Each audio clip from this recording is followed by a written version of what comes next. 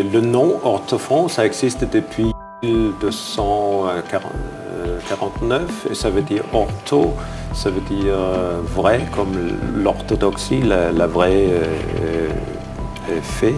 Et puis le son, le fond, c'est le son. Alors orthophon, c'est le vrai son. C'est pas c'est pas une arrogance de notre part. Alors notre philosophie est de lire le plus précis qui soit dans le vinyle. Et pour ça, le nom orthophon, on pense que c'est le nom correct. C'est une chose qui a commencé dans les années 1920 parce qu'à l'Université technique de Copenhague, il y a un milieu très créatif où beaucoup des ingénieurs d'électro et d'acoustiques ont travaillé. Et puis, par exemple, orthophon est établi en 1918. Tout est fabriqué au Danemark. Évidemment, on achète des composants au Japon, Taïwan, la Suisse, l'Allemagne, le Danemark. Mais c'est tout produit au Danemark. On est une centaine de personnes. Il y a assemblage à la main, mais orthophon, c'est aussi industrie. Alors, on a des processus industriels. C'est un mix d'industrie et de travail traditionnel. Nous avons des employés qui sont avec nous depuis des années. Ils travaillent avec les microscopes. Par exemple, une femme qui fait le montage de diamants, elle peut le faire dans 15 secondes. Alors, j'ai un nouveau ingénieur qui voulait tester faire la même chose. 15 minutes. Commencé par hasard, comme beaucoup de choses dans la vie. Et nous avons eu une série qui s'appelait Rondo. Et cette série est arrivée en 2005. Et puis, cette série avait eu les couleurs rouge, bleu et bronze. Puis, on a discuté comment faire le nom et qu'est-ce qu'il passe, parce qu'il y a beaucoup dans le monde des filles, il y a un nom très rare, ou il y a une combinaison alphanumérique. Puis, on a discuté comment faire autrement, et on est tombé sur le nom Rondo Red, Rondo Blue, Rondo Bronze, et après est arrivé le noir. Ça veut dire qu'on fait toujours une série pour avoir une certaine gamme, une certaine offre pour le marché. Le système des couleurs était très logique et très pratique. Alors on commence avec le red, la rouge, qui est le plus économique, puis le bleu, qui est économique mais dans une bonne qualité. Et puis on fait en saut, autre diamant, autre chose. Il y a deux possibilités, le bronze et le noir.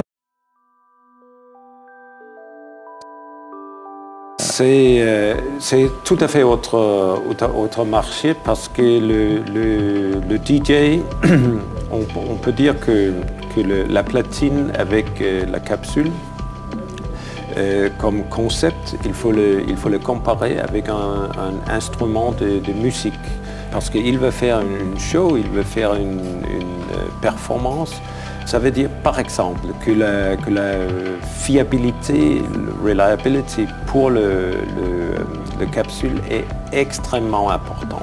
Évidemment, une capsule pour le hi-fi doit être fiable aussi, mais on fait un produit pour le DJ, on fait un autre produit pour le hi-fi. Il fallait faire une chose très forte, ou des choses très fortes. Alors on a commencé en janvier avec une nouvelle série Concorde pour le DJ et ça avait 5 nouveaux modèles. Et ça c'était une chose, on peut on peut dire un peu risqué parce que nous avons eu les produits qui fonctionnent bien, qui sont bien connus. Pourquoi changer? Parce qu'on pensait qu'il fallait, ou on pouvait, avec Abrantas, moderniser le produit, faire plus de choix, mettre de la nouvelle technologie. Il y a aussi des possibilités de couleurs, de design. Alors, moderniser le produit, garder les qualités, moderniser le produit. Alors, on apprend aussi pour le Hi-Fi, il fallait faire quelque chose et on a fait les meilleures capsules qu'on n'a jamais fait. On pensait le faire pour cette année. Et ça, c'était le MC Century, le MC 100 ans. On a fait le 100 exemplaires. Sur la rue, 10 000 €. Alors on a fait pour faire une chose qui est comment dire, traditionnelle, qui est tout à fait orthophone, connaît comme orthophone, mais qui est autrement. On a fait une Concorde et DJ. Mais alors les clients des Hi-Fi, ils ne trouvent pas un produit Concorde pour les Hi-Fi. Alors on a fait un modèle Hi-Fi.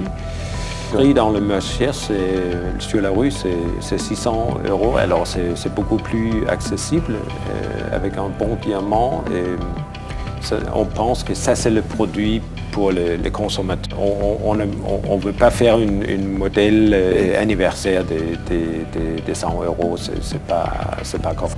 La meilleure manière de garder la tradition est de développer de nouveaux produits, de nouvelles technologies. Et avec ça, la série SPU représente très bien la philosophie.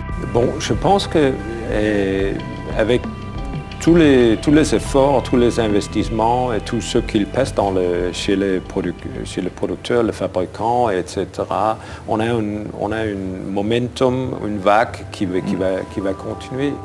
Mais je crois aussi que si on parle du nouveau consommateur, ouais.